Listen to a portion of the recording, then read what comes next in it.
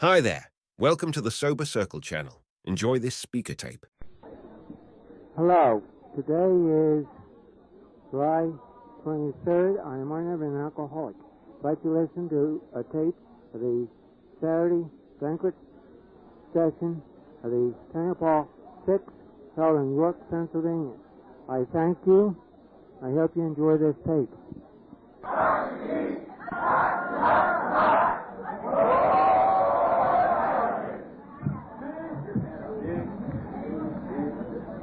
Boy, this is pretty overwhelming. As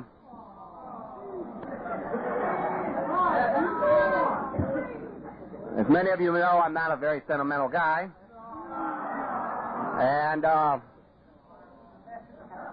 there's been an accumulation of 16 to 17 months of putting together a bid committee and a committee to put on this convention, and it's been a wonderful trip, it's been a wonderful journey, and it's kept me sober. And with that, I would like to start off with how it works. Rarely have we seen a person fail who has thoroughly followed our path. Those who do not recover are people who cannot or will not completely give themselves to this simple program. Usually men and women who are constitutionally incapable of being honest with themselves. There are such unfortunates. They are not at fault. They seem to have been born that way. They are naturally incapable of grasping and developing a manner of living which demands rigorous honesty. Their chances are less than average. There are those, too, who suffer from grave emotional and mental disorders, but many of them do recover if they have the capacity to be honest. Our stories disclose in a general way what we used to be like, what happened, and what we are like now. If you have decided you want what we have and are willing to go to any length to get it, then you are ready to take certain steps. At some of these we balked.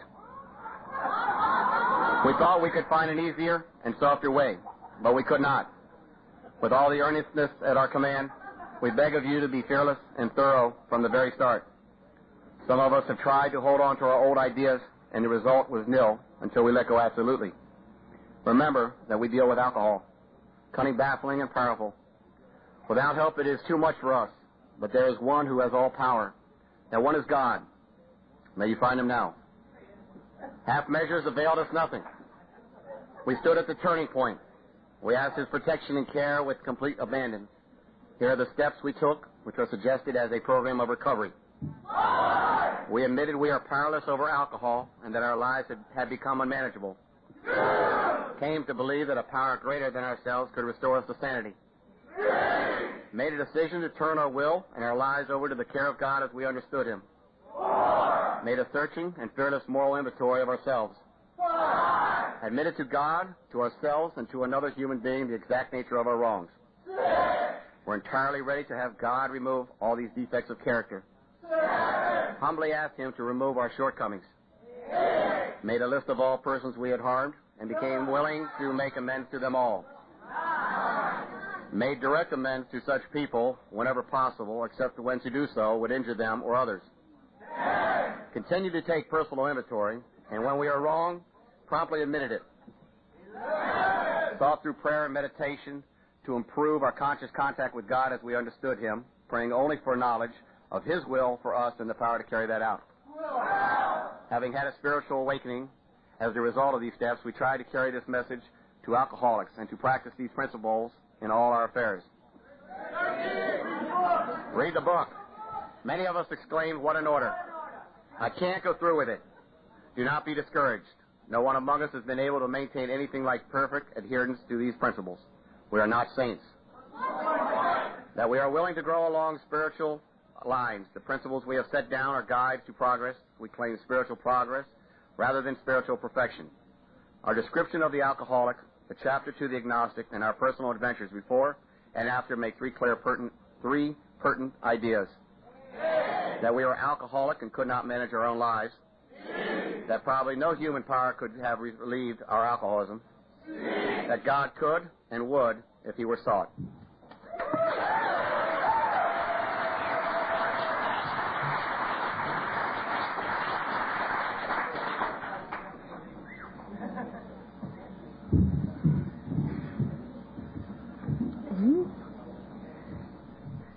Hi, I'm Linda. I'm an alcoholic.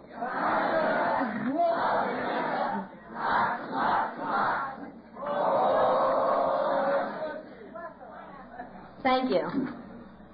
I'm going to read page 164. It's the theme of our where the theme of our conference came from.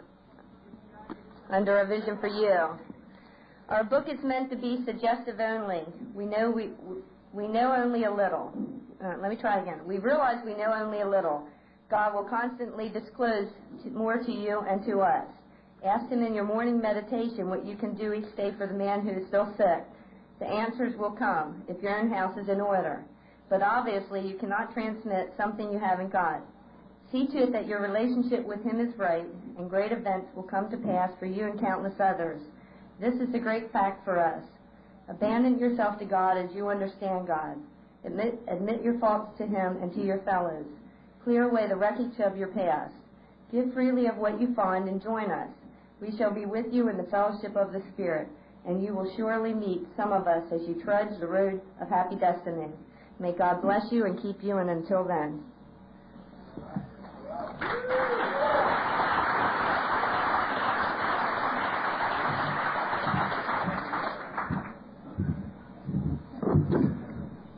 Without further ado, I would like to introduce our speaker for the night. This is a lady that came from California. I remember when we were trying to decide on who to have as a speaker, we were going through a lot of different tapes, and we had narrowed it down to 2 tapes, and I was kind of favoring the other one. And I got to tell you, I had not heard this lady speak before. And there goes the fact that I wasn't open-minded. And yet I listened to this other gentleman, and I thought he was, the best one. And when I listened to this lady speak, and she brought tears to my eyes. And I walked out of there with a very powerful message. And without further ado, I would like to introduce Karen G.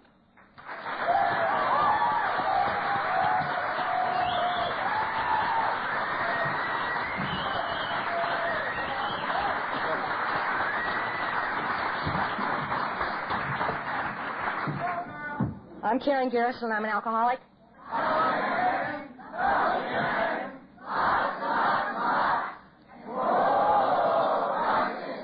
Thank you.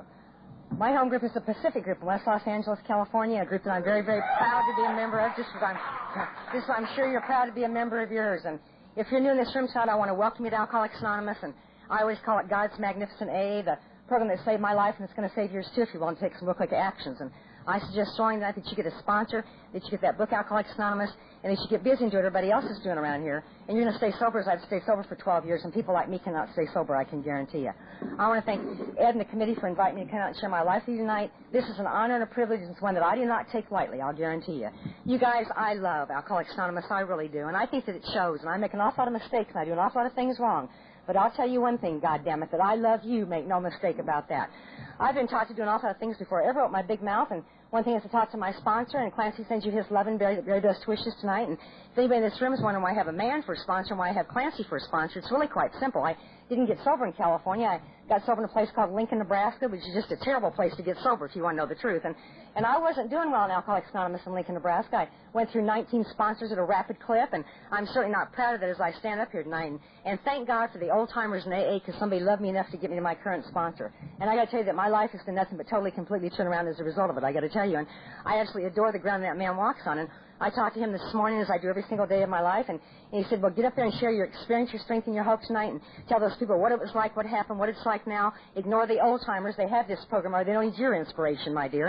And you talk directly to those new people who are the life and blood of AA. And I believe that as I stand up here tonight, and I welcome you, and I hope that you stay. And then I think I did the most important thing that I can ever do, and that's to say, God, please help me say what you want me to say to these people. God is very much a part of my life tonight, you guys. It did not used to be that way for me, I can guarantee you. I want to thank Sally and Sandy for picking me up in Baltimore and bringing me over here and stuff. We had a lovely ride over. I want to thank 2 of the people I sponsor here tonight. Girls, stand up so they can see you. I want you to know that I sponsor the most beautiful women in Alcoholics Anonymous, and 2 of them are right here tonight.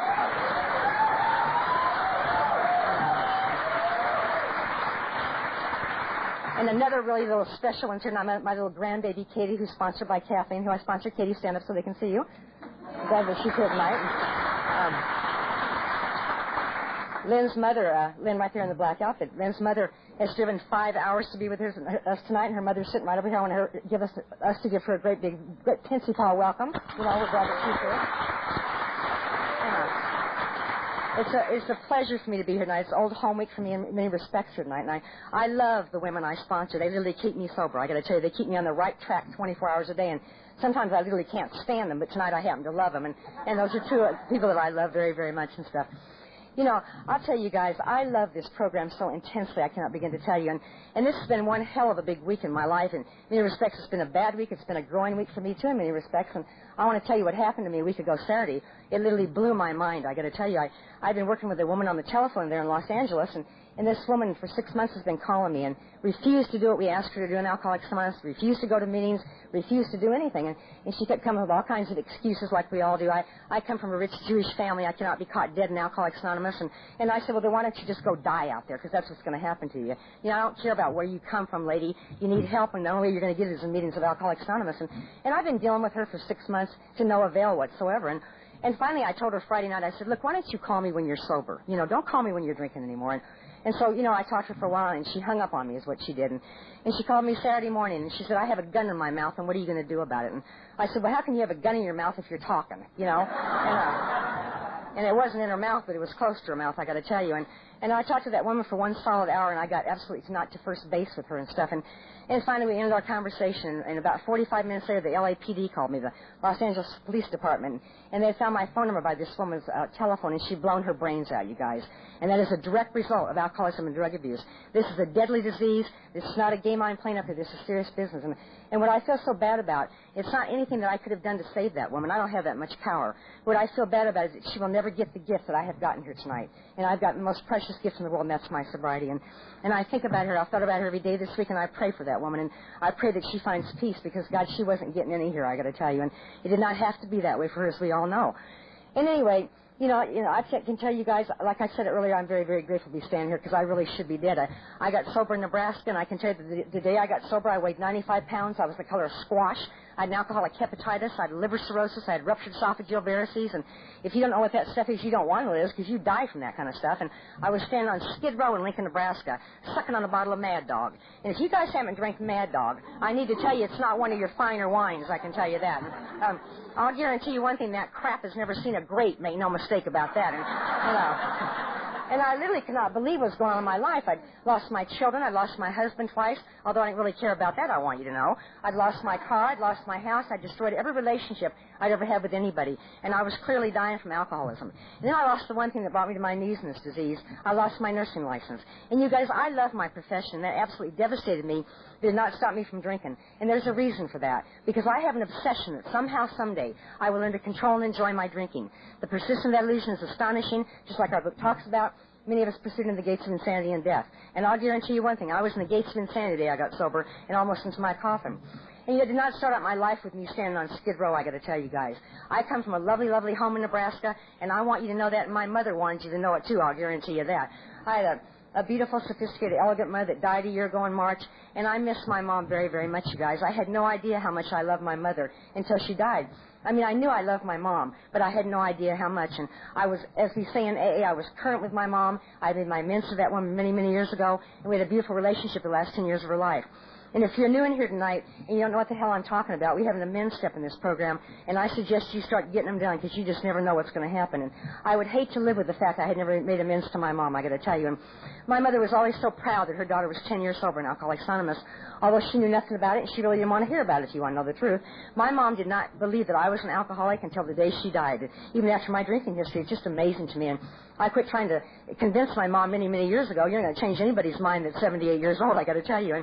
And I just pretty much kept my mouth shut about it. But she was always very proud that her daughter was sober, I will tell you that. And whenever I'd go give a talk anywhere, I'd always call my mom up, and I miss this very, very much. And I'd tell her where I was going and stuff, and she'd say, why do you have to get up there and tell those people all that stuff about you? They're not going to like you. And I'd always say, Mom, the rottener you are in Alcoholics Anonymous, the more people love you. And she'd say, well, I don't understand that. And I said, well, you don't have to understand it. And she'd say, and tell those people that you're afraid, because they don't like people that are afraid. And I'd always say, Mom, the more afraid you are in Alcoholics Anonymous, the more people love you. And one more time she'd say, I don't get it. And why would she get it, you guys? She wasn't an alcoholic. And then she'd always end up by saying to me, I'm going to tell you something, young lady. You come from good stock, and we don't air our dirty laundry in public. And I'd always say, Mom, it's not dirty anymore, and she didn't understand that either. I loved her, and I miss her very, very much. I come from an alcoholic home, and I don't think that's neither here nor there. I don't do well with people that stand at AA podiums and blame anybody for anything. And my dad was an alcoholic, you guys, and I love my father very, very much. And my dad died from this disease on the streets of Chicago in 1979. And you tell me how a major in the Air Force dies on Skid Row. I don't know how that happened, other than the fact that he was an alcoholic. And whether or not he ever found AA or not, I do not know. I just know that he certainly did not stay sober as a result of it. And you know, one more time tonight, this is a cunning, baffling, powerful disease that kills people. I would give anything in the world if my father were alive tonight, because we would have one hell of a lot to talk about, I can tell you. I have a sister who was Miss Rah-Rah in high school and homecoming queen and cheerleader and all that kind of crap, and made straight A's and never cracked a book, and I made straight F's and never cracked a book, and that was the difference. My sister was a beautiful little girl. She's a gorgeous woman today. She looks nothing like I do, I got to tell you. And she was a model for many, many years for Neiman Marcus in Dallas, Texas, and retired here recently. Now she's teaching school in the West Indies.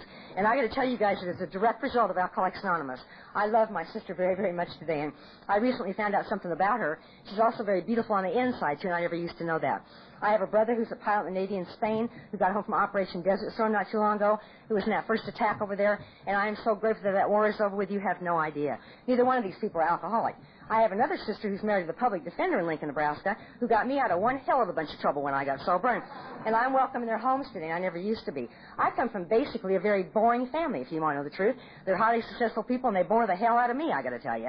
I have a couple kids who are 32 and 33 years old, and I know I certainly know old enough to have kids that age, but by God, I am. And this is where it really starts getting interesting for me. These kids are anything but boring, I got to tell you guys. As a matter of fact, they're a couple of jerks, if you want to know the truth. You know, I love my kids very, very much. Please don't get me wrong, but they are indeed a couple of jerks. And my oldest son's an alcoholic, and I know our book says we don't call other people an alcoholic, but I'll call him an alcoholic if I want to call him an alcoholic, because he is an alcoholic. And he got picked up for his number 9 drunk driving charge last year, and one more time he's gotten out of it. It never ceases to amaze me, the crap that we get away with, and I know I'm the last person in the world that can help this kid. I can just be an example to him and keep my mouth shut, and that's what I try and do. I have another son who's not an alcoholic, and he's not a drug addict, anything like that. He's just goofy is what he is. And I love to tell this story because it shows you precisely how my life goes. I got the strangest phone call from this son of mine about 8 years ago in Los Angeles, and he said, Mom, I'm getting married tomorrow. And I thought, getting married tomorrow? It was a surprise to me that anybody would even have him, if you want to know the truth. And I said, Jeff, why do you call me the day before the wedding and expect me to be back in Nebraska? I said, the Pope's in Los Angeles. I doubt if I can get a flight out of here. And he said, Mom, I don't expect you to come. It's just going to be a tiny little wedding. Don't worry about coming.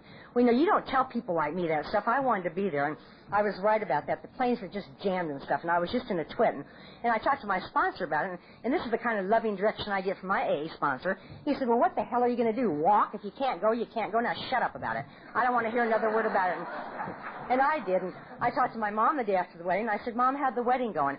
She said, it was very lovely, but who was that little girl with them? And I said, what little girl? And she said, well, apparently Jeff's got a 4-year-old daughter that you don't know anything about, and I suggest you call your son and talk to him about it. And I need to tell you guys that I was more than happy to do that. Make no mistake about that. And I called Nebraska, and I said, Jeff, how'd the wedding going? He said, it was very nice, Mom. And I said, who is that little girl with you guys? And he said, Mom, that's my daughter. And I said, why didn't you tell me that I had a grandbaby? I was so upset with him. Not because I had a grandbaby, because I didn't know about it. He said, Mom, I was afraid you'd get drunk. And I thought, get drunk? I wouldn't have gotten drunk. Well, at least I don't think I would have. And I was on the first thing smoking out of L.A. Get home and meet my little granddaughter. And I got to tell you guys that this child is the icing on the cake. She is the apple of my eye. Her name is Brandy, and doesn't that just figure?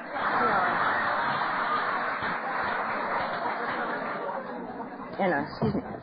And she walked up to me at the airport, and she said, are you my grandma? And I said, well, yes, I am. And she said, well, you're my favorite grandma. And she said, that's what I want to hear. That's the stuff I strive for. And I said, Brandy, why do you say that? You don't even know me. And she said, because you wear ribbons in your hair, and grandmas don't wear ribbons in their hair. And I thought, well, that's about the stupidest thing I've ever heard, but I'll take whatever I can get here. And I flew her out to California to give me a cake at my number 8th AA birthday about 4 years ago, and at our Pacific Group Saturday night family meeting, and she flew out from Nebraska by herself, and I thought she'd be terrified to be on that airplane by herself, but I was wrong about that. She got off that plane like she owned it after sitting in the cockpit with the pilot the whole trip, and I knew I was going to be in bad, bad trouble, because this child never shuts her mouth for 2 minutes, you guys, and I'm not used to being around little kids, and they drive me crazy real quick. And I said, Brandy, do you ever be quiet? You're giving me a headache. And she said, Grandma, I have a lot to say, and if you don't like it, take some aspirin, is what she said.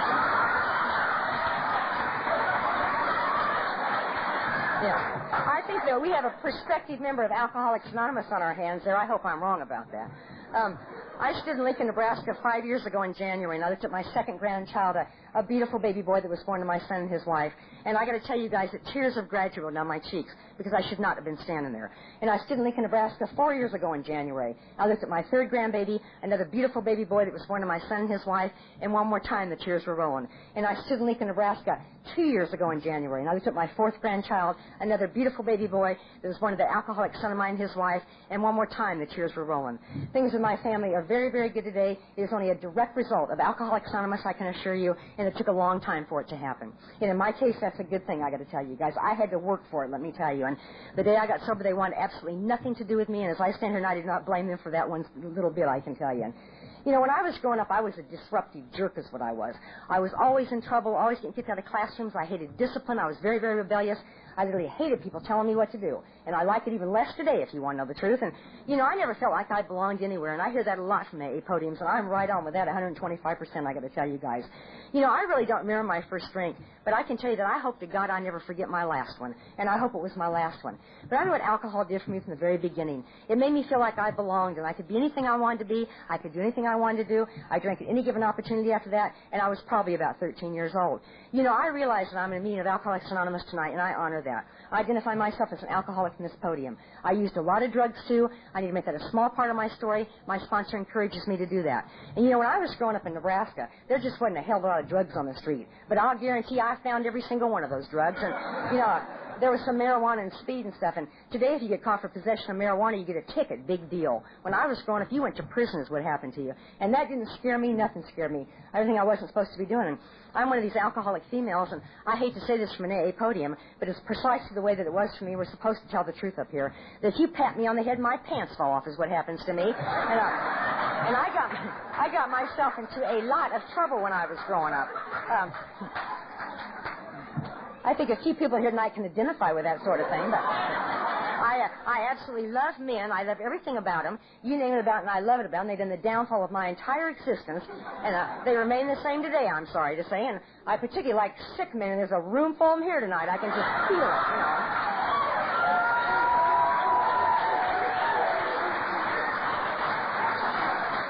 That's one thing about how much I live in Southern California, and I love Southern California because it's got so many sick men, and I'm just entertained around the clock 24 hours a day. And, you know, I'm getting the age now, girls with those silver-haired men are starting to become very attracted to me, which opens up a whole new ball game, I got to tell you. Another 20 years of grief, I'm quite sure. Those young ones are nice, but sooner or later, girls, you got to talk to them, and they ain't got nothing to say I want to hear, I got to tell you. And I'm sure that I have nothing to say they want to hear either by the same token. And I got to tell you guys a funny story. I was in Nashville, Tennessee about 2 years ago giving a talk, and one of the fine ladies of Nashville, Tennessee walked up to me afterwards, I want you to know, and she says to me, she says, "You're disgusting." And she wasn't kidding, you guys. She meant every word of it. And I said, "Excuse me?" And she said it again. And I said, "Lady, from where I come from, being disgusting is a step up, I got to tell you." And furthermore, if I wanted you to sponsor me, I'd phone to Nashville and asked you, you know. I hear some women get up this podium, you guys, and I wonder if they ever drank. I really do. I wonder if they had to do all their drinking in one room and somebody didn't shoot it to them through the keyhole with an eyedropper. You know, I was out there big time. I got myself into a lot of trouble. I've been taught to share that footing in Alcoholics Anonymous. And if I offend anybody in this room tonight, I would never offend anybody in the program that saved my life, I got to tell you. And besides that, my book tells me, the big book of Alcoholics Anonymous tells me, and this is my favorite part of the book, it says, cling to the thought that in God's hands, your dark past will be the greatest possession that you have. Then it goes on to say, because you can literally divert death and misery for others. And I found that to be very, very true in my sobriety. And so, like I said, if I offend anybody in here, and I don't want to hear about it afterwards, I got to tell you, but, you know, here I was, growing up in Lincoln, Nebraska, getting myself into all kinds of trouble and totally sidetracked from reality at all times, I got to tell you. And reality is not one of my favorite topics today, if you want to know the truth. I can get into fantasy to New York second, I got to tell you. And I got pregnant when I was 16 years old. I had to get married, and as it must be, I married an alcoholic. Don't most alcoholic women. I go for colorful, exciting men that beat the hell out of me and all kinds of stuff. And he wasn't even a man, you guys. He was only 17 years old. And I was 16. I couldn't cook. I couldn't clean. I couldn't take care of a baby, nor did I want to take care of a baby. And before we knew it, we had 2 babies to take care of. And I found out what caused all that, and I put a halt to it, I'll guarantee you that. And that caused me a lot of trouble throughout the years. And as it must be, I married an individual that refused to work, that drank on a daily basis, and used to come home and beat the hell out of me on a daily basis. And I had never seen a man hit a woman before in my life, you guys. I'll guarantee you one thing. If my father would have ever hit my mother, she would have knocked him from here to the moon, I got to tell you. And I grew to hate this guy very, very much, and I'm not blaming him for my disease, so please don't get me wrong. It's just part of my story, and I need to share it. And somebody in that family had to get a job, and I hadn't even finished junior high yet, for Christ's sakes, and I found a job as a nurse's aide at a hospital there in Nebraska, and the magic was put in Karen Garrison's life. I literally fell in love with nursing. I began to respect and admire something for the first time in my life, and I made a plan to myself. I would love to go to school, and I would love to become a registered nurse. That's what I would love to do. You know, they say that alcoholics don't have willpower, and I'm here to tell you tonight from this podium that that is a bunch of crap. I have more willpower than 20 elephants. When I want to do well, I'm going to do well. I don't have any willpower as far as my disease goes, but when I want to do something, I'm going to do it. I went back, I finished junior high, I finished high school, I went to college full-time for 3 years, and I worked full-time for 3 years. And I'm talking about 18, 20 hours a day, you guys know, this hard stuff to do. And I raised 2 little boys in the midst of all this. My ex-husband did not help me 1 inch of the way, I got to tell you. And at the age of 27 years old, I became a registered nurse.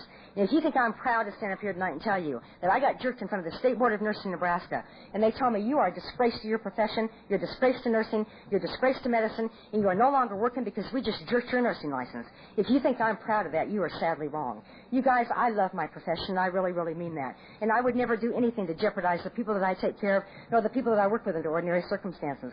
And what I have to tell you now is a story about how I threw it right down the toilet so I could drink. And that is total insanity. It's also called alcoholism. At the age of 27 years old, I divorced this man. And girls, I got to tell you that a whole new world opened up to me, and it's called men and alcohol. And I went absolutely hog wild is what I did. I was engaged 8 times during that divorce. I never did marry these people. 2 of them died from alcoholism, for Christ's sakes. I don't know anything about social drinking. I drank, I ran around with alcoholics, and like I said earlier, we do indeed die from this. And at the age of 27 years old, I went to work in an operating room there in Nebraska, and I had that job for 19 years. I love working in surgery. I love taking care of those patients. It's a colorful, exciting nursing position, and I drank and ran around with medical people mostly. They were colorful, intense people. They worked hard, and they played hard. And I need to tell you that the incidence of alcoholism amongst the medical profession is tremendously high, and that'll do a lot for your security level if you're going to have surgery next week. But it has to be very, very true. And those people are so grateful that I'm sober that they can't see straight. And I'm talking about alcoholics is what I'm talking about. You know, in the big book of Alcoholics Anonymous, it says clearly that we're to tell in the general way what our drinking was like. And you're going to get the general idea real quick about what my drinking was like. I love the horse races, too. I love everything I'm not supposed to be doing.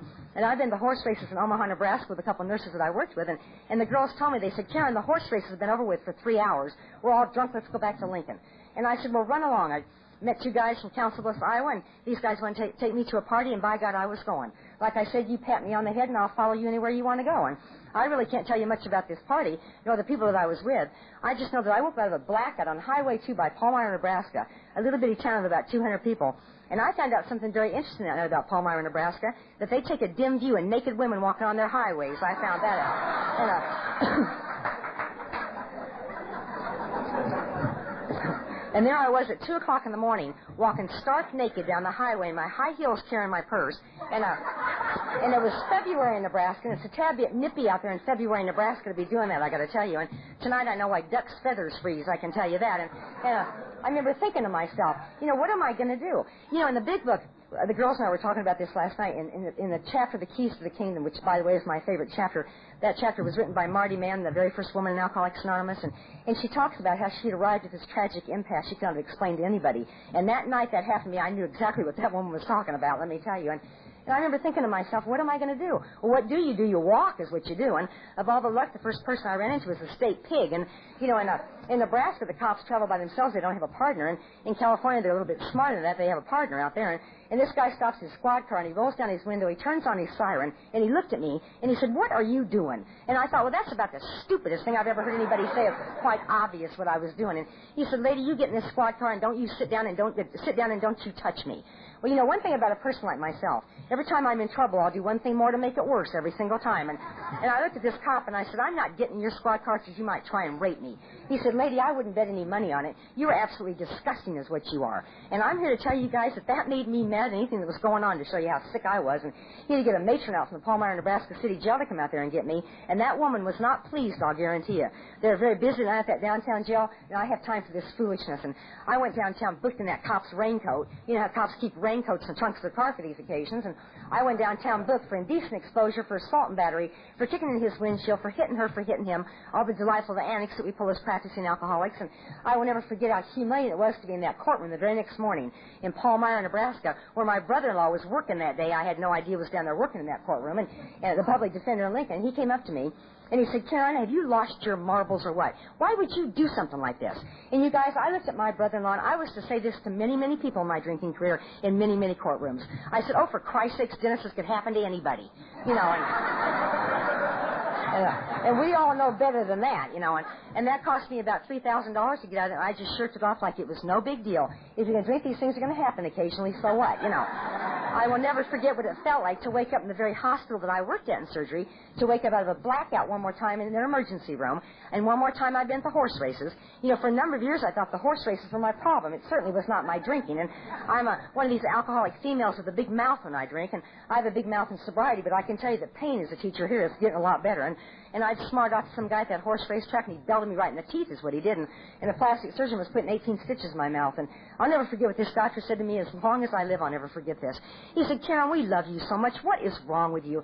You know, you're such a good nurse and stuff. We think you're an alcoholic. Let's send you to a treatment center and get this drinking problem taken care of so you can get on with your life here. And you guys, I could not believe the audacity this man had that he would say that to me.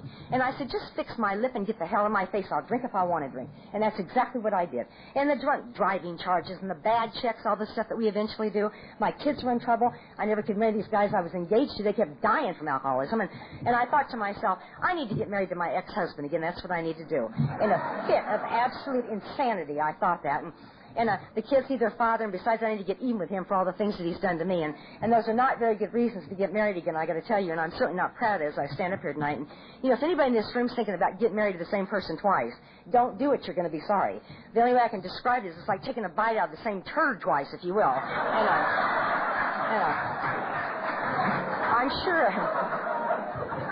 I'm sure he feels the same way I do. As a matter of fact, I know he does. And I danced that man through 3 of the most miserable years of his life on the face of this earth. And I love to tell you guys the story I'm about ready to tell you. And my sponsor always tells me that is not funny, and you should not be telling that from AA podiums. And I always say, okay, Clancy, I won't tell it anymore. And he said, no, go ahead and tell it so people see how sick you really were. And apparently how sick you really still are. And I'm still sick, and I still think it's funny, and I'm telling the story. When I married him again, I told him, I said, if you ever hit me again, buddy, I'm going to kill you the next time you hit me. And he said, I'll never hit you again ever. And I said, you better see that you don't. And he lied is what he did. And he came home drunk one night. And, you know, I happened to be sober this night for some reason, and I'll never know why because I usually wasn't. And girls, you know what guys do when they come home drunk? They want to take you to bed and stuff. And I was not buying it. She knows what I'm talking about, don't she? Yeah. If there's anything I can't stand, it's some drunk man mauling me when I'm sober. And I will say that when the shoe's on the other foot, though, it's fine with me. And that guy came home and indicated that to me, and I said, you get your hands off me and leave me alone. I wanted nothing to do with him, period. And he broke my arm is what he did. And I'm here to tell you guys that I was pissed. Make no mistake about that. As a matter of fact, I'm still pissed about it, if you want to know the truth. And I told him, I said, you go to sleep on that couch, and so help me God, when you wake up, you're going to wish you'd never been born. And he sat up for hours, you guys, with his eyes pried open. And as it must be, he finally passed out. And I started drinking martinis, and this is a classic example of what alcohol did for me. Alcohol told me what to do. I didn't tell it what to do. And I had about 8-10 martinis, and I was feeling no pain, I got to tell you. And I was sitting there watching this guy. And I hate to tell you what this man was doing, but I can't tell you the story unless I tell you what he was doing. He was laying on the couch playing with himself. And I thought, you disgusting man, you make me sick to my stomach. And the more I drank, the madder I got. And you guys, you know, I'm a nurse, and I'm very familiar with male anatomy. And I'd be very familiar with male anatomy if I wasn't a nurse, you know. But anyway, I thought to myself, what can I do to get even with this guy for all the things that he's done to me? And I sat there and I drank some more, and I came up with this brilliant idea in my drunken stupor. That's one thing that we should never do is drink and think at the same time, I got to tell you. And this was about 18 years ago, you guys, when Superglue first came out. And Mrs. Bobbitt has nothing on me, let me tell you. I was a forerunner in this kind of stuff many years before she thought about it. Anyway, I got that super glue out in my drunken stupor, and I read the directions on that super glue, and I knew this stuff worked very, very well because my kids were plastering everything in the house that wasn't moving. And I, like I said, I was drunk and I wasn't seeing very clearly. And what I thought those directions said were, if this hits human skin, you better get it off it in 15 hours. Now, why would it say something stupid like that? What it said was, in fact, if this hits human skin, you better get it off it in 5 minutes is what it said. And I went over to this guy and I poured super glue all over this guy's groin, and I...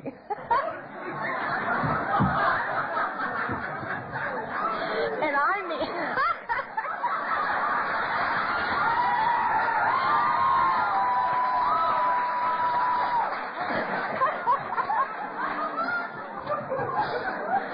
I want you all to know that I'm perfectly capable in sobriety of doing it, too, I got to tell you, but...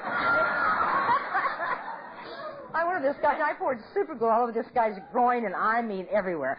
There was not one place in this man that did not have super glue. And I laughed about it, and I went to bed. And I woke up in the morning to screams of horror like you cannot even believe. And I'll tell you what happened to my ex-husband. This guy never had the advantage of being circumcised when he was born, and now he clearly was, I can tell you that.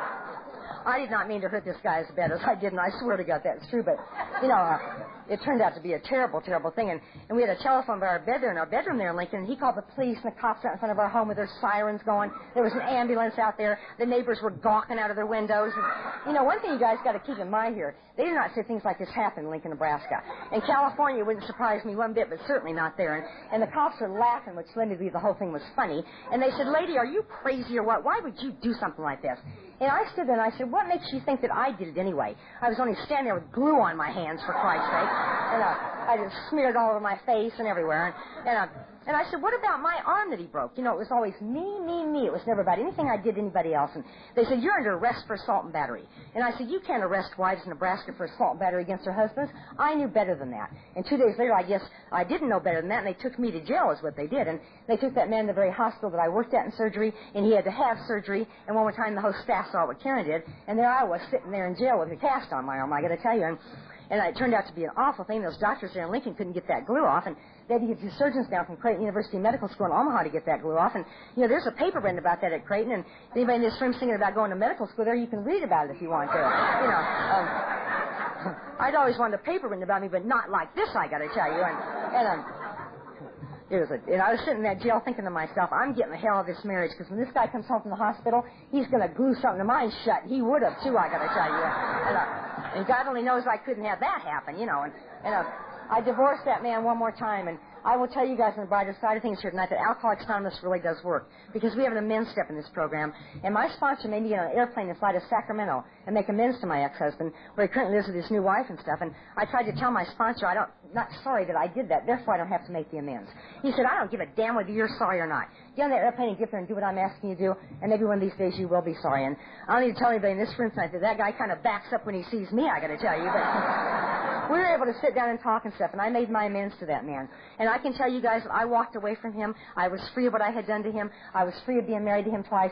And I can tell you that the promises in the big book of Alcoholics Anonymous started coming true in my life when I made those amends. So I know that this thing works. You just got to do it for it to work.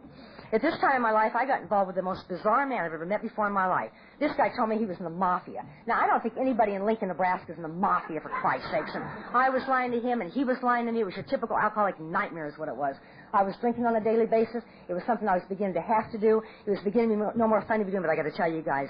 You know, I love the bars, and I love the men. I love the sex. I love the music. I love all the crap that goes on in there. I feel like a glove. And I particularly like what goes on after the bar is closed, if you want to know the truth. And drinking for me at one time was a fun, fun thing. It would be a lie for me to stand every night and say anything about that. But I cannot remember the fun. I have to remember the pain that it caused me, and it almost cost me my life. And like I said earlier, I most could be standing here 12 years sober because I really should be dead, you guys. And, you know, I'm a nurse and I've studied alcoholism. And I knew all about it before I became one. And it shows me one more time tonight that self-knowledge does not mean one damn thing with this disease. It's action that counts. Our book has a chapter. It's called Into Action. This is not a program of thinking. It is a program of action. If you're new in this room tonight, I hope that you heard that real good. If self-knowledge would have gotten me sober, I'd been sober many, many, many years ago, I got to tell you. And that's why I'm an active, valuable member of Alcoholics Anonymous. I do not not want to go through that kind of stuff again. And, you know, here I was drinking on a daily basis, starting to get myself into all kinds of trouble at work, doing things in my career I had never done before, oversleeping in the morning, calling in sick all the time and stuff, and you know, seeking lower companions is they literally knelt before me, I got to tell you, one right after the other. My friends started disappearing, and here I was doing things I would never even discuss from an AA podium, I got to tell you. And the day came to me, the hospital told me, we have had all the crap we're going to take off of you. We cannot read about our nursing staff in the paper anymore. Gluing husbands, drunk driving charges, bad checks, all the stuff that you're doing. Everything that you do in Nebraska is in the paper, I'm sorry to say. And they knew my game, let me tell you. And they said, you're either going to a treatment center or you no longer had this job. Well, you guys, you know, you don't tell people like me that stuff. And I said, you and what army's going to make me go to a treatment center? And I walked out of a job that I loved more than anything in the whole world. And I cannot say that enough tonight. And I drank and I drank and I died 1,000 times over. I went to work at a nursing home there in Lincoln, and I'm about ready to tell you guys is something I am not proud to discuss from any AA podium. It took me years in my sobriety before I would ever mention this. I found myself still in drugs in that nursing home. I was still in morphine and Demerol and cocaine and Valium, anything I get my damn hands on. And if you think I'm proud of that, you are sadly mistaken. And the day came for me, the people that ran that place came up to me, and they said, Karen, what is wrong with you? You're just weird is what you are. You know, you take good care of the patients and stuff, but you're just strange. And I remember thinking to myself, you'd be strange, too, if you had 200 milligrams of Demerol on board. You'd be strange, too. And I threw my narcotic keys at them, and I walked out the door before they fired me. And I went to work at Bryan Memorial Hospital there in Lincoln. And you guys, it's a fine, fine facility. And I was drunk on that interview, and I got that nursing position. And I'm not talking about falling down drunk. I was just maintaining a certain level in my bloodstream that I would not shake and have those violent tremors. That is clearly desperation drinking. Our book describes it vividly. And I was in hot water up to my yin-yang, let me tell you. I had to drink, I had to take drugs, and I had no more choice in any of it. And I hated myself so bad I cannot begin to tell you guys. Please trust me on that. I literally could not stand my own skin, I got to tell you. And I totally was doing everything that went against every grain I believed in, I got to tell you. And I compromised everything so I could drink. It was something I had to do. And I became willing to do anything I had to do to get that alcohol and drugs. And I don't know if people in this room have been through withdrawal, but I can tell you it's not a pleasant experience. The very thought that I might drink again makes the hair on my neck stand straight up, I got to tell you. And here I was, you know, doing the same things I was doing at that nursing home, stealing drugs, justifying in my head. I don't mean to do this. I'm not a bad person. This is a temporary thing. This is the last time I'm ever going to do it. We all know if that never happens for us, we just jump from the fat to the fire here. And the day came to me when I got caught red-handed stealing some morphine from that hospital, and this has got to be without a doubt the most humiliating day of my entire life. When they said, you give us your narcotic keys and you get the hell out of this hospital and don't you ever walk back in here again. We're reporting this to the State Board of Nursing in Nebraska. That's exactly what they did. That's exactly what they should have done. My other two jobs should have done it too, as a matter of fact. And to make a long story short from here tonight, I lost my nursing license. I threw the one thing that I loved more than anything in the whole world right down the toilet so I could drink. It had to take every single thing I had before I would pay attention to this, and then some too, I got to tell you. And to make a long story short and short from here tonight, excuse me, I wound up on the streets of Nebraska is what happened to me. And you guys, I spent 2 years on the streets, and I have traveled over the Midwest. I prostituted myself, and I'll guarantee you one thing, that I have seen and done things that no woman should ever see or do. And I'm still so sick on the head sometimes, I think to myself, I wouldn't mind seeing some of them again, you know. And my sponsor assures me I'm still a very ill person to be thinking that kind of crap, you know. And I've been in nut houses, I've been in detoxes, I've been in jails, I've been in institutions. I cannot think of a thing that happened to me out in those streets as a practicing female alcoholic. And there I was 2 years later, standing there back in Lincoln, standing on Skid Row, sucking on a bottle of Mad Dog. And I certainly had better things intended for myself to be doing that, I got to tell you guys. I will never forget that last day of my drinking as long as I live. And I hope to God it was that last day of my drinking. I apparently was so physically sick I just passed out on the streets is what happened to me. You know, I hear people in Alcoholics Anonymous, people that I just literally, they just turn me off when they say this, that if your motives aren't pure, you're not going to stay here. Let me tell you something. I never once walked into Alcoholics Anonymous. I was carried in here. I had no motives whatsoever.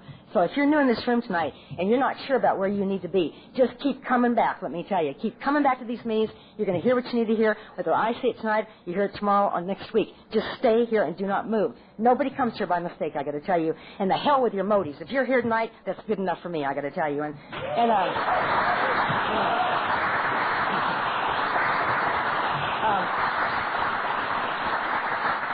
You know, like I said earlier, I will never forget that last day of my drinking and stuff. And there was a Hilton Hotel adjacent to that Skid Row area, and I remember thinking to myself, 2 years ago I used to stand on top of the Hilton Hotel and drink martinis with surgeons. What am I doing standing on Skid Row drinking with these people? And I rather imagine those people felt the same way when they arrived there. And like I said, I can't tell you much about it at all. I woke up in an intensive care ward at the very hospital that I was born at, the very hospital that I worked at for 19 years, the very hospital that my children were born at, and I found myself in withdrawal. I cannot begin to tell you guys how bad it was. You know, I'm not a very big person. person. I only weighed 95 pounds a day. I got sober, and I was coming off a quart or whatever a day and 200 milligrams of Valium a day. That is a lot of booze. That is a lot of pills, and I had a lot of dying to do.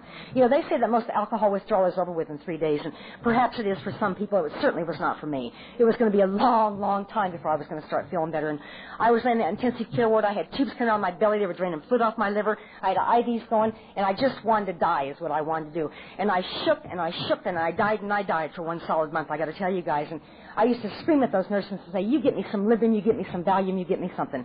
This is absolutely inhumane that anybody should have to go through this kind of withdrawal. And they said, Karen, listen to us. You need to fill every one of those trimmers and maybe you'll never do it again. I went to a fine, fine facility, you guys. They knew exactly what they were doing with alcoholics. And they went on to tell me, there's nothing wrong with your heart. It's not throwing any irregularities. And you need to fill every one of those shakes and you'll never do it again. And I did not want to hear that, let me tell you. But let me tell you what these people did for me. And I will be forever grateful for this as long as I am sober in our beautiful program. They got about 10 people from Alcoholics Anonymous to come and sit with me. And these people never left me day or night for 30 solid days. It was your original 12-step call, let me tell you. And I literally, and I mean literally, fell in love with these members from Alcoholics Anonymous. And I'll tell you why. There was nobody in my life the day I got sober. My family wanted absolutely nothing to do with me. They'd been through it too many times, and they were not going to go through it one more time. My mom, who had to be hospitalized because of me and put on tranquilizers, I have not forgotten that by a long shot tonight. My mom did not deserve that, you guys, I got to tell you. And I constantly have to make living amends to that woman. Although she's no longer with us, I have to keep right on doing it the rest of my sobriety and stuff. And you guys, God, I needed a friend. You have no idea how I needed a friend. And all of a sudden I had 10, 12 new friends in my life. And people were talking to me again for the first time in a long, long time. And these people would sit in by the hour and they would say things like, Karen, just keep breathing. That's all you got to do is breathe. And I'd say, when is this withdrawal going to stop? And they said, when it's time, that's when it's going to stop. And that wasn't good enough for me. I wanted a date is what I wanted. And they couldn't give me a date, and they're absolutely accurate about that. When it's time, it's time. And at 30 days of sobriety, I walked into that official treatment program at that hospital. I'm a product of a treatment center. I had no opinion on one way or the other, but apparently I went to a fine one because all they talked about was Alcoholics Anonymous. And there's a lot of bad ones out there, you guys, and thank God I went to a good one, I got to tell you. And let me tell you what I was like when I was 30 days sober. I needed you guys so desperately on day one, but 30 days later was a whole different ballgame when you started telling me what to do. And I walked in that group for the first time, and there was 14 men in that group, and they were all younger than I was and stuff, and they're for drunk driving charges and stuff like that. I couldn't identify with these people. I did those things years prior to my alcoholism. And this one guy looked at me and he said, you think you're better than everybody else here, don't you? And I made a comment to that man that I was to pay for a long, long time in that treatment center. I said, yeah, you asshole, and you can put your name at the top of the list. I was in an inpatient 30-day program for 7 months, you guys, and that is a long time to be an inpatient 30-day program. And I completed that inpatient program, and I went to an outpatient program, and I went to an evening care program, and I went to an aftercare program. And I found myself a very, very active member of Alcoholics Anonymous in Lincoln, Nebraska. And I wasn't doing one thing the way that you teach people in AA to do it. And I rapidly went through 19 sponsors in that town. I would tell the new people, you don't need to read the book and you don't need a sponsor. We can do what the hell we want to do around here. This is an individual program. And needless to say, I was not real popular with the old-timers in Lincoln, Nebraska. And, you guys, God bless the mean old-timers in Alcoholics Anonymous. They literally saved my life, I got to tell you. But not in 1982, I didn't think that way, I got to tell you. And you can pull your crap around here just for so long, and these old-timers are going to start nailing you one right after the other. And thank God that's what happened to me. And this little guy with 29 years of sobriety grabbed me out of an AA meeting one day, and he said, come outside, I want to talk to you. He said, you stay away from the new people. How dare you tell the new people in AA they don't need to read the book and they don't need a sponsor. He said, you're like a typhoid Mary in AA. Everybody dies around you, but you're able to stay sober somehow. And he said, you stay away from the new people. And he went on to tell me, there's going to be a man from California speaking in Kearney, Nebraska this weekend. His name is Clancy. You're going to go up and hear this man speaking. You're going to ask this man if he will sponsor you. He is a master at dealing with jerks like you. And I'd heard all about Clancy, and I wanted nothing to do with him, period, because I knew I was going to be in bad, bad trouble. And I got to tell you guys that my fears have been justified 8,000 times over. And I told this old timer, I said, who the hell do you think you are that you're going to tell me who's going to be my sponsor in Alcoholics Anonymous? He said, if you don't get in that car and go with us Saturday, I'm going to tell everybody in Lincoln how you stole money from an AA meeting. And I'll guarantee I was in that car going to Kearney, Nebraska. And for the old timers, I paid that money back too, by the way. I got to.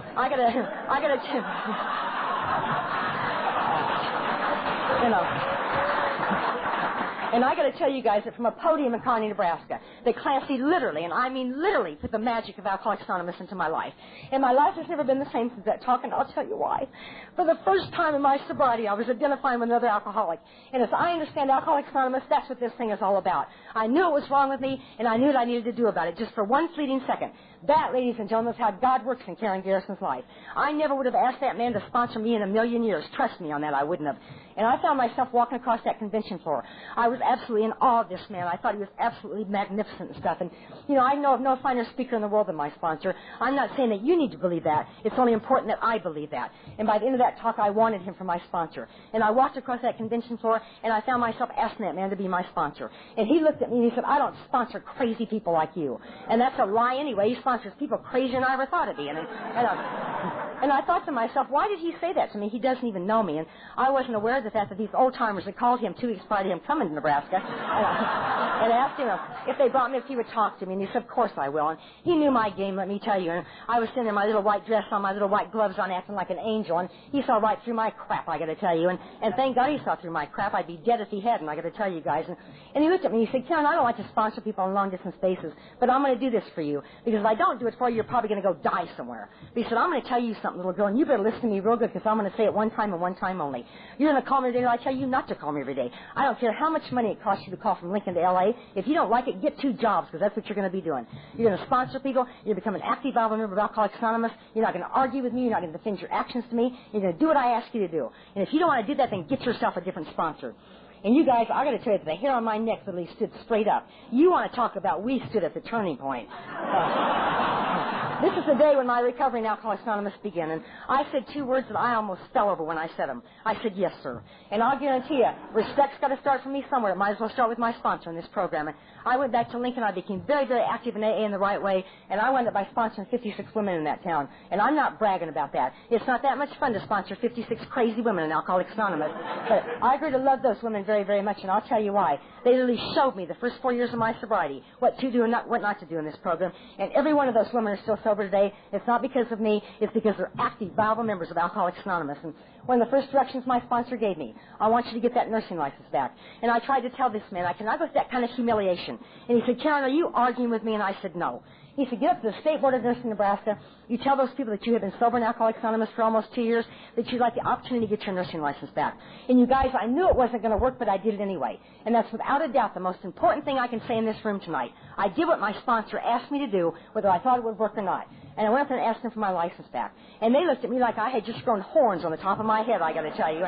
And they said, how many links are you willing to go to? And I had to do a lot, you guys. I had to take crap off people for 2 years that I wouldn't hire to mow my own lawn, if you don't know the truth. And I had to keep my mouth shut in the process, too. And I got to tell you guys that one of the happiest days of my life occurred about 8.5 years ago when one more time I was drinking from the State Board of Nursing in Nebraska. And what they told me literally brought me my knees for the first time in Alcoholics Anonymous. They said, welcome home. You're fully reinstated as a registered nurse.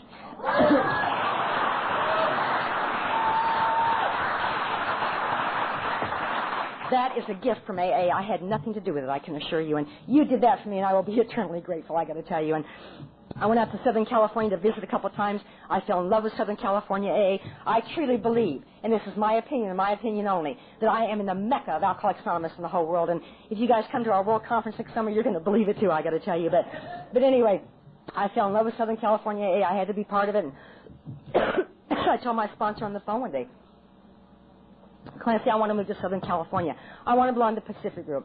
I want to work at UCLA in the operating room. I want to be on 2 of their transplant teams, their heart and liver transplant teams. I want to live on that crazy Venice beach with all those crazy people. I knew I'd fit like a glove, and I've not been wrong about that either. I wanted this and I wanted that. And every single one of those things have come true for me. And those are all gifts from AA. Like I said, I don't deserve it, but I intend to take it. I got to tell you that. And I want to share 2 areas of my life here tonight that I love to talk about. I love to share these stories with members of Alcoholics Anonymous because they mean so very, very much to me. And I get to relive them all over again, you guys. And, you know, early on my sponsor asked me, he said, Karen, where are you at with your spiritual program? And I said, oh, Clancy, I don't believe in God. I can't do that kind of stuff. And he said, you don't have to believe in God. You don't have to want to do it. You just got to do it anyway. And he flipped open the big book of Alcoholics Anonymous and he showed me where it says that I get a daily reprieve contingent on a spiritual maintenance of the power greater than myself. And he went on to tell me, there's going to come a day in your sobriety when I can't help you, AA can't help you, and you had better well have a God in your life and you'll be dead from the disease of alcoholism.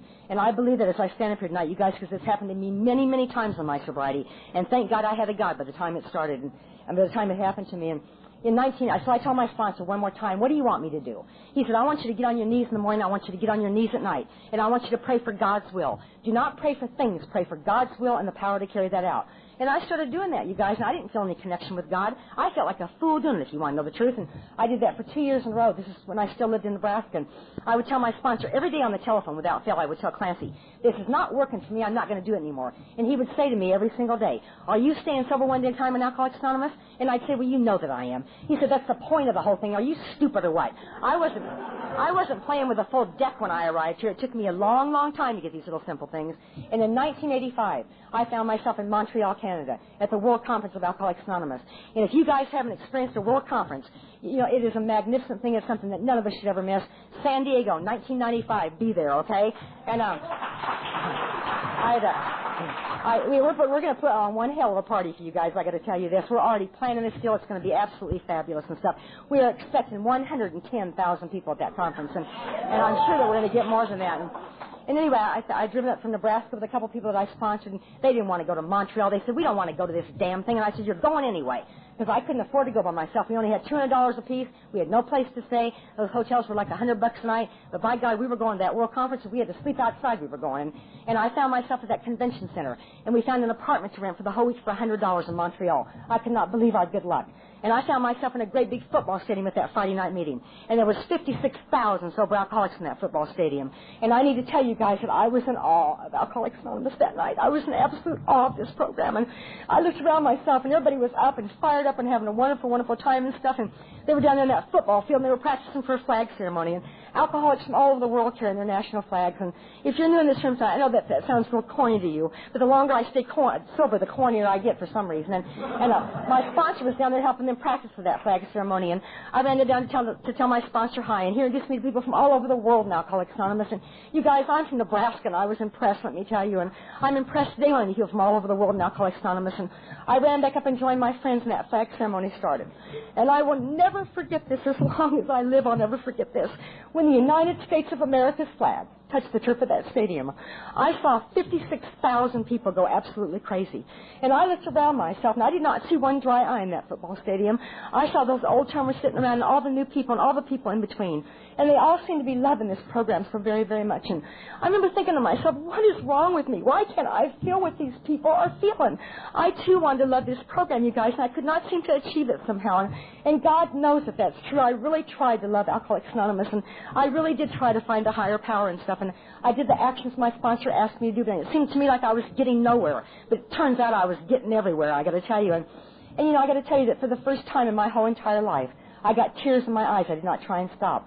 And for the first time, with any amount of sincerity whatsoever, I said a few words that I was connected with my higher power. I said, God, thank you for getting me here. Please help me to stay here.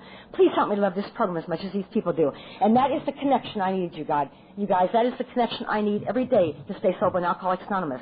And I seem to have achieved the very thing that my sponsor taught me how to do. And I have talked to that God every day sincerely since, because I believe what he's taught me. I get a daily reprieve, and that's all that I get. And I will tell you guys that chills really shot up and down my spine.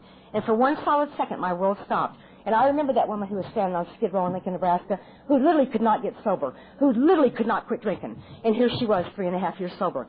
I personally believe that Alcoholics Anonymous is divinely inspired. If you hang around here long enough, you can't help but believe it, too, I got to tell you, to see the miracles that are sitting in this room tonight.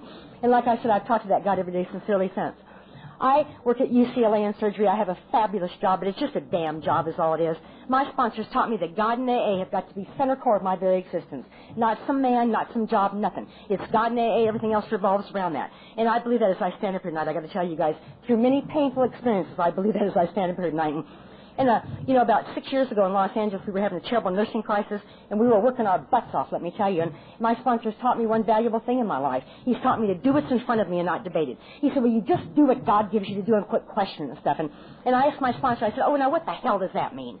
He said, it means for you, get up and go to work in the morning. Be on time. Do what other people are trying to do in their lives, you know. Just do what's in front of you. Clean your toilet, clean your bathtub, whatever. Quit sitting around thinking about yourself. That's all you do. And I totally am so self-obsessed sometimes it makes me sick to my stomach, I got to tell you guys. And so I started doing some of those things my sponsor taught me to do what's in front of me. And as a direct result of that, my whole life has changed dramatically, I got to tell you. And so here we were having this terrible nursing crisis and stuff. And this one particular week I want to talk to you about, I worked 72 hours. And you know what we're like when we're too hungry, angry, lonely, or tired? I was a bitch is what I was. And I'm always the first one to complain about it, too, I'm sorry to say. And I worked the night shift over there, and it was my night off. I'd been to a meeting early in the evening. I went home, and I went to bed early. I was just exhausted. And the phone rang at 2 o'clock, and it was my boss. And my boss is from West Germany, and she makes Clancy look like a pussycat, I got to tell you. And she's probably the best nurse I've ever met before in my life. And one of these days when I grow up, I want to be just like her. And she said, we're going to do a transplant over here now, a little liver transplant, a little child. And I've got 18 people sick over here tonight. I have nobody to do this case. I need you to come to work. And I tried to tell her, I said, I have worked 72 hours this week. Will you just get somebody else? And she hung up on me is what she did. Well, there it was. Do what's in front of you. And I was going to call my sponsor, but I don't want to talk to him about nothing at 2 o'clock in the morning. And I just went to work because I know what he had told me, go to work, you know. Nobody died from lack of sleep, Karen, you know. And so I went to work and stuff, and I'm so glad that I did, you guys, because the most precious thing happened to me and stuff. And I got over there. I sent my orderly upstairs to get our patient. We brought the little girl down to surgery. We had a jet coming in from the East Coast with a liver for this child, and we had some time to kill and stuff. And he called me in the back, and he said, come out front and get your patient. He said, you're not going to leave all the people that are with this family and stuff. And I thought, well, that's nice that they have the support. I was so crabby, you guys, you have no idea. And I went out front to get my patient. And the first thing I noticed, there was about 80 people in this family, which is highly unusual at 4 o'clock in the morning. I got to tell you, whether it's at night, during the day, or whatever. And these people were being of tremendous support to this family, and I could see that. And I was drawn to these people, you guys. I was drawn to them from some strange reason. I didn't know them, but I certainly know today why I was and stuff. And the first thing I noticed was the mother. She had the most beautiful blue eyes I've ever seen before in my life. And the dad was good looking and stuff. And I looked down at my little patient. And I got to tell you guys that Alcoholics Anonymous has taught me to love at a level that I never, ever, ever dreamt possible myself. And I looked into the most gorgeous blue eyes I've ever seen before in my life. And this little girl was so sick she couldn't even lift her head off the pillow. She was so sick. And I remember thinking to myself, and you didn't want to be here, Karen. You didn't want to be here, you know. And she was hanging on to a little bear. She had a bear in her arms and hanging on to him for dear life and stuff. And I'd been over and I talked to her, and I said, oh, you brought your little bear down to surgery. And she tried to tell me that her little bear was going to have a liver transplant. And I said, oh, you're both going to have one. And she said, no, just the bear, you know. And we sent the family out the waiting room. That mom and dad were in absolute hysterics, I got to tell you guys. And the rest of the people went out the waiting room, too. And this little girl looked at me, and she said, why is my mommy crying? Go tell my mommy not to cry. I can't stand when my mommy cries. And because of Alcoholics Anonymous, as I've learned in this program, I was able to tell that little girl the truth. And I said, your mommy's crying because your mommy loves you so very, very much. And that seemed to settle her down, you guys. And we put that child to sleep. And I got to tell you that 16-hour liver transplant did not go well. We almost lost that baby a couple times due to blood loss and stuff. But she survived that 16-hour liver transplant. And I'll tell you guys, I have never seen an operating room team full of people pull together like we pulled together for that baby that night and stuff. And we put her little bear in a little plastic bag, and it was right by her head the entire time of her surgery and stuff. And we put her little hand on top of that little bear and stuff. And I have never worked so hard in my life, and I've never felt so good about working so hard either, I got to tell you. And 90 units of blood, and 16 hours later she went up to her room. With really not too much hope at all, I got to tell you guys. And we really were scared for her life and stuff. And I was obsessed with this little baby girl, and I had to see her again. And we have a rule at UCLA. I mean, I get involved with these transplant patients because they want to know where the organs come from. We cannot tell them. It's best not to see them after surgery. And I don't need to tell anybody in this room tonight that I'm real good at breaking rules now, aren't I? And I thought, I'm just going to go up and see how she's doing. I'm not going to talk to anybody. And when this little girl was 6 days post-op from that transplant, I went up to her room. And I opened the door to that child's room. And you guys, I could not believe what was in front of my face. I could not believe it. My God, the power of God, the power of God. Here was this little baby girl with the big blue eyes. It was the first time she'd been up since her surgery. She was jumping up and down in her crib. She had a baby bottle in one hand. She had that bear in the other arm. She had put Band-Aids all over this bear. He had Band-Aids on his eyes, his ears, his nose, and I mean everywhere. Because he had a transplant too, you know. It was the very, very first time that she'd been up since her surgery. And that whole room full of people in that room, her mom and dad and everybody. And something caught my eye out of the corner of my eye. And I'll be damned if our book Alcoholics Anonymous wasn't sitting on that kid's dresser. Now, if you think I'm going to stay out of that room, you're full of shit. I was in that room like a flash. I didn't care if I got fired, let me tell you. And I said to the mother, I said, whose book is that? Those people had no idea what hit them, I got to tell you. And she said, well, that's my book. I'm a member of Alcoholics Anonymous, and so is my husband. And her sponsor was there, and his sponsor was there. And those 80 people had driven 500 miles to be with this family, you guys. They were not from the L.A. area. And they showed me one more time what this program is all about. It's about love and service, and that's all that it's about. And I was impressed, let me tell you. And I asked the mother, I said, how long have you been sober? And she said, 5 years today. And I thought, oh, wow, her little girl up for the first time. What a wonderful, wonderful birthday present.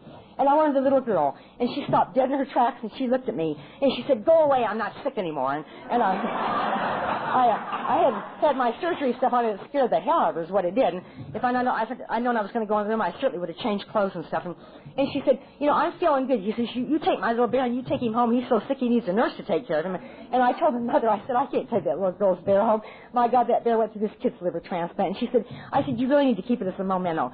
She said, Karen, please take it. She wants you to have it. She's got 50 bears in this room. And she did indeed have 50 bears in that room, I got to tell you. And I felt like a fool walking down the hall with that bear. But I got to tell you, that bear is my most prized possession in the program of Alcoholics Anonymous. Nobody can touch him ever, I'm sorry to say. I'm a selfish woman. And I remember something that was in my pocket that my sponsor gave me when I was 5 years sober.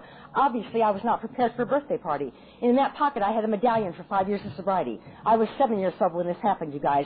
And I'd hung on to that medallion for 2 years too long. And we say in Alcoholics Anonymous, you got to give it away to keep it. You got to give it away. And I knew I had found the person to give my 5-year medallion to, and that's what you have done for me. And that that medallion came from my sponsor, and I was not too quick to give it away as I should have been. And I went over to the mother and I said, please take this medallion. It's for 5 years of sobriety. I really want you to have it. And I told her the history of my medallion. She said, oh, Karen, I can't take that. My God, Clancy gave you that. I said, no, please take it. I took this bear. You have to take my medallion. And so she did that, you guys. And the nurses got wind of all this. We got a cake to celebrate for the mother's 5 years of sobriety. And I got to tell you guys, it was one of the most magnificent days of my entire life. And, you know, I got my sponsor on the telephone. I had never seen my sponsor so excited about anything. And he had about 75 cars in front of UCLA in about 20 minutes. And I was so very, very proud to take those people to my home group in Alcoholics Anonymous that night, the Pacific group. And I'll tell you, they were the stars of the show, I got to tell you. There's 1,200 people in my home group, you guys. And those 80 people stood out like stars, I got to tell you. And we absolutely loved the hell of them, I got to tell you. And I have never forgotten those people. There's been no more contact with them. It's got to be that way for many, many reasons.